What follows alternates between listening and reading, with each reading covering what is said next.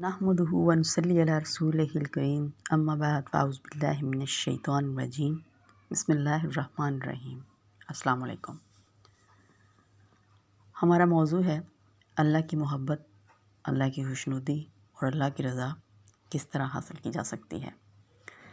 اللہ کی محبت جو ہم سب کا اولین مقصد ہونا چاہیے۔ ہم سب یہ چاہتے ہیں کہ اللہ تعالی ہم کو اپنا محبوب بنا لے۔ اللہ کی محبت حاصل کرنے کے لیے نماز کو اپنے مقررہ وقت پر ادا کرنا بہت ضروری ہے۔ یہ وہ عمل ہے جس سے انسان اللہ کا محبوب بن سکتا ہے۔ رسول اللہ صلی اللہ علیہ وآلہ وسلم سے سوال کیا گیا، یا رسول اللہ، اللہ کا محبوب عمل کون سا ہے؟ جواب دیا، الصلاۃ علی وقتہا، کہ نماز کو اس کے مقررہ وقت پر ادا کرنا۔ پھر پوچھا گیا، پھر کون سا؟ آپ نے جواب دیا، قالا بر الوالدین، والدین کے ساتھ نیکی کرو۔ والدین ایک ایسی نعمت ہیں جو دنیا میں ایک بار ہی ملتی ہے۔ اللہ تعالیٰ نے جہاں اپنا تذکرہ کیا وہاں اپنے محبوب کا تذکرہ بھی کیا۔ آتی اللہ و آتی الرسول، اللہ کی اطاعت کرو اور اس کے رسول کی اطاعت کرو۔ ایسے ہی اللہ فرماتے ہیں کہ تم نے اگر کسی پر احسان کرنا ہے تو سب سے پہلے اپنے والدین پر کرو۔ کسی نے حضور کریم صلی اللہ علیہ وآلہ وسلم سے پوچھا کہ میرے احسان کا زیادہ حقدار کون ہے؟ یہ روایت صحیح بخاری اور صحیح مسلم کی ہے۔ تو آپ نے فرمایا، تمہاری والدہ۔ پھر پوچھا، پھر کون؟ جواب دیا، تمہاری والدہ۔ تیسری دفعہ پھر پوچھا گیا تو جواب دیا، تمہاری والدہ۔ چوتھی دفعہ پھر پوچھا گیا تو آپ نے فرمایا، تمہارے والد۔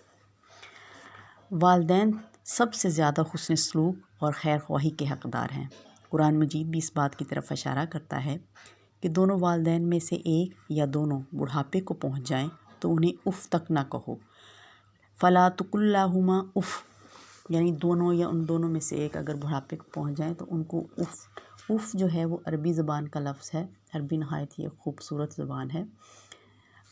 اف جو ہے وہ عربی زبان میں ڈانٹ کی سب سے کم درجے والی ڈانٹ ہم اس کو کہہ سکتے ہیں۔ یہ ڈانٹ کا سب سے کم درجہ ہے۔ اس کی مثال ہم یوں بھی لے سکتے ہیں کہ اگر والدہ نے کچھ سامان آپ کو بازار سے لانے کے لیے کہا تو آپ وہ سامان جب لے کے آئے تو والدہ کو یاد آیا کہ چینی کہنا تو میں بھول گئی تھی، تو بیٹا ذرا پلیز مجھے جاؤ اور چینی بھی لا دو۔ تو آپ نے کہا، اف، اب دوبارہ جانا پڑے گا مجھے۔ تو یہ جو اف ہے نا، اس اف کی بھی اجازت نہیں ہے۔ ایک شخص حضور کریم صلی اللہ علیہ وآلہ وسلم کی خدمت میں حاضر ہوا اور کہا کہ میں جہاد پر جانا چاہتا ہوں۔ آپ صلی اللہ علیہ وآلہ وسلم نے پوچھا کہ کیا تمہارے والدین حیات ہیں؟ پتہ چلا کہ اس کے والدین حیات ہیں، تو آپ نے اسے کہا کہ والدین کی خدمت کرو، کیونکہ والدین کی خدمت کا اتنا ہی ثواب ہے جتنا جہاد کا ثواب ہے۔ ایک روایت ہے، حضور کریم صلی اللہ علیہ وآلہ وسلم نے فرمایا، ان الجنہ تحت اقدام الامہات، ماں کے قدموں تلے اللہ نے جنت رکھی ہے۔ تو اس حدیث کی روشنی میں ہمیں یہ بات سمجھ میں آتی ہے کہ اسلام کتنا خوبصورت دین ہے جو عورت کو ایک اعلیٰ مقام دے رہا ہے۔ اگر کوئی شخص اللہ کو راضی کرنا چاہتا ہے تو اپنے والدین کو راضی کرے، اور اگر کوئی شخص اپنے والدین کو ناراض کرے گا تو اس نے اللہ کو ناراض کیا۔ تو گویا اس بات سے ظاہر ہوا کہ اللہ نے اپنی رضا اور اپنی ناراضگی کو والدین کی رضا اور والدین کی ناراضگی کے ساتھ جوڑ دیا ہے۔ رسول پاک صلی اللہ علیہ وآلہ وسلم فرماتے ہیں، دخلت الجنہ، میں جنت میں گیا، فسمعت القراء، میں نے قرآن مجید کی تلاوت کی آواز سنی، فقلت بن ھذا، تو پس میں نے پوچھا کہ یہ کون ہے؟ تو جواب ملا، نعمان بن حارثہ۔ نعمان بن حارثہ وہ صحابی ہیں جنہوں نے اپنی والدہ کی خدمت کی۔ خدمت اس طرح کی کہ ان کے کپڑے خود دھوتے، ان کا کھانا اپنے ہاتھوں سے تیار کرتے، ان کے بالوں میں کنگھی کرتے، ان کی جوئیں نکالتے۔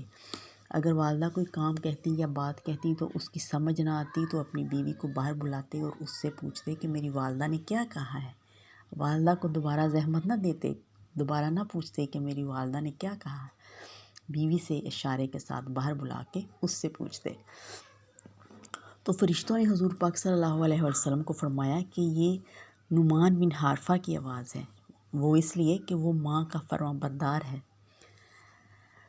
تو اس بات سے اندازہ لگائیں، حضور پاک نے تب کہا کہ حارثہ تو مدینے میں ہے تو اس کی آواز جنت میں آ رہی ہے۔ تو اس کی فضیلت دیکھیں کہ ماں ماں یا والدین دونوں کی خدمت کا کس قدر اجر ہے، کس طرح ثواب ہے۔ تو قرآن پاک حارثہ مدینے میں پڑھ رہے ہیں اور اس کی قرآن کی تلاوت سے جنت والے محظوظ ہو رہے تھے۔ تو اس لیے بر الوالدین، والدین کے ساتھ حسن سلوک کرنا، نیکی کرنا اللہ کے ہاں پسندیدہ عمل ہے، اور اللہ اسی وجہ سے بندے سے محبت بھی کرتے ہیں اور اسے اپنا محبوب بھی بناتے ہیں۔ ایک شخص نے اپنی والدہ کو کندھوں پر بٹھایا اور ماں کو ایسے ہی حج کروایا۔ آج کل تو راستے بنے ہوئے ہیں، روڈ ہیں، آسان ہے طریقہ کار حج کرنے کا۔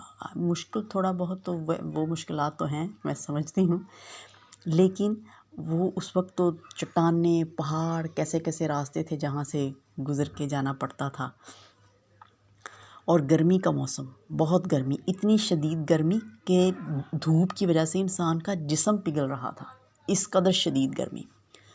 تو وہ شخص حضور پاک صلی اللہ علیہ وسلم کی خدمت میں حاضر ہوا اور ان سے پوچھا کہ یا رسول اللہ، کیا میں نے اپنی والدہ کا حق ادا کر دیا؟ میں نے ان کو بتایا کہ میں نے ان کو کندھوں پہ بٹھا کے حج کروائی ہے۔ تو آپ صلی اللہ علیہ وآلہ وسلم نے جواب دیا کہ تم نے ولادت کے وقت جو تمہاری والدہ نے تکلیف برداشت کی تھی، تم اس تکلیف کا بدلہ بھی نہیں اتار سکے ہو۔ ایک اور روایت ہے کہ جو 2.5 سال تک ماں بچے کو دودھ پلاتی ہے نا، وہ جو دودھ پیتے ہو تم، اس دودھ کے ایک قطرے کی بھی قیمت ادا نہیں کر سکے ہو، یعنی کہ اس قدر والدین کی حکم دیا گیا ہے ان کی خدمت کرنے کا۔ ماں کا ذکر کرتے ہوئے کہا گیا حملتہ امہ وہنن علی وہنن، تیری ماں نے تجھے اٹھایا بڑے دردوں کے ساتھ۔ یہ وہنن علی وہنن یعنی دردوں کے ساتھ درد، یہ بھی عربی زبان کا ہے ترجمہ کچھ اس طرح سے ہے کہ اگر ہم تھوڑی سی اس کے آگے تفصیل میں جائیں تو پھر ہمیں سمجھ میں آتا ہے کہ دردوں کے ساتھ درد، اس کا کیا مطلب ہے۔ اگر ہم اپنے ہاتھ کی ہتھیلی ایسے اوپر کریں تو اس کے اوپر کوئی چیز رکھتے ہیں تو یہ بھر جائے گی، یہ فل ہو جائے گی، اس کے اوپر رکھنے کی کوئی گنجائش نہیں رہے گی۔ تو اگر کوئی اور چیز رکھنی ہے تو پھر اس کے اوپر رکھنی پڑے گی، اس پر آپ چیزیں رکھتے جائیں تو جب یہ جگہ فل ہو جائے گی تو جگہ نہیں بچے گی، تو اس کے اوپر رکھیں۔ تو اللہ فرماتا ہے کہ اپنے والدین کی عزت کرو، خاص طور پر ماں کی، کہ تیری ماں نے تجھے اٹھایا دردوں پر درد رکھتے ہوئے، اس کا سارا بدن جب دردوں سے بھر گیا اور درد ابھی ختم نہیں ہوئے، تو وہ 9 مہینوں کے درد ابھی چل رہے ہیں، تو اس کے بعد یعنی کہ دردوں کی طے پھر 2.5 سال تک تمہیں دودھ پلایا، دودھ چھڑانے تک اس نے یہ درد سہے، برداشت کیے۔ دیکھو خبردار اس کے آگے اف بھی نہ کرنا۔ اتنے خوبصورت انداز میں اللہ تعالیٰ نے والدین کا حق سمجھایا۔ تو میری گزارش ہے خاص کر نوجوان نسل سے، دیکھیے پلیز خدا را، والدین وہ ایک نعمت ہے جو ہمیں دوبارہ تو ملنے نہیں ہیں۔ تو پلیز ماں جو سارا دن اپنے بیٹے کا انتظار کرتی رہتی ہے، تو بیٹا جب گھر واپس آتا ہے تو اس کے پاس تو ٹائم ہی نہیں کہ ماں کو یہی بتا دے کہ ماں میں گھر آ گیا ہوں، اپنے کمرے میں جاؤ جی سیدھے۔ ماں کے پاس جانے کی کیا ضرورت ہے؟ ایسا مت کیجیے۔ جو آپ کے جانے کے بعد دعائیں پڑھنا شروع کر دیتی ہے، آپ کی سلامتی کی، آپ کی لمبی عمر کی، آپ کی خیر وفیت کی، کہ راستہ اچھا گزرے، کوئی حادثہ نہ پیش آئے، اللہ میاں میرے بچے کو خیر سے گھر لے کے آنا، تو خدا را ایسا مت کیا کیجیے۔ مائیں بہت انمول ہوتی ہیں۔ میں اگر اللہ سے کچھ مانگنا چاہتی یا اللہ مجھے یہ دے، بہت سی بیٹیاں، میرا خیال ہے ہر بیٹی کی یہی خواہش ہوگی کہ اگر اللہ ہمیں اس بات کی اجازت دے کہ ہم اللہ سے کچھ مانگ سکیں اور وہ ہماری خواہش پوری ہو سکے، تو بس میں اللہ سے یہی مانگوں کہ اللہ میاں ہمارے والدین کو کبھی ہم سے دور نہ لے کے جائے۔ میں مانتی ہوں، مجھے یقین ہے اس بات پر، ہم مسلمان ہیں، ہمارا عقیدہ ہے، جس نے آنا ہے اس نے جانا بھی ہے، یہ نظام ہے، نظام ہستی ایسے ہی چلتا ہے۔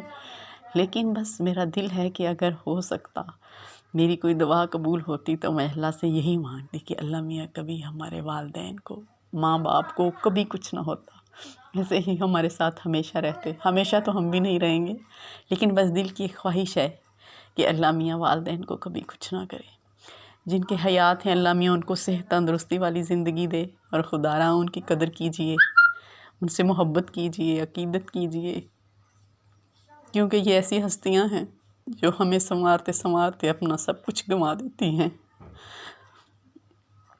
باپ جو صبح گھر سے نکلتا ہے وہ یہ نہیں سوچتا کہ مجھے باہر سے کچھ کھانے کو ملے یا ملے گا یا نہیں ملے گا. وہ صرف یہ سوچتا ہے کہ میرے بیٹے نے کیا فرمائش کی ہے آج، میری بیٹی کو کیا چاہیے، کیا کیا چیزیں ہیں جو میں آج پورا کر سکتا ہوں ان کے لیے. آج کے لیے اتنا ہی. صبح ابھی اور بات کریں گے اس پہ. اللہ نے دی اجازت تو اللہ میاں سب کو صحت تندرستی والی لمبی زندگی دے اور سب کو اپنے ماں باپ کا فرما بردار بنائے.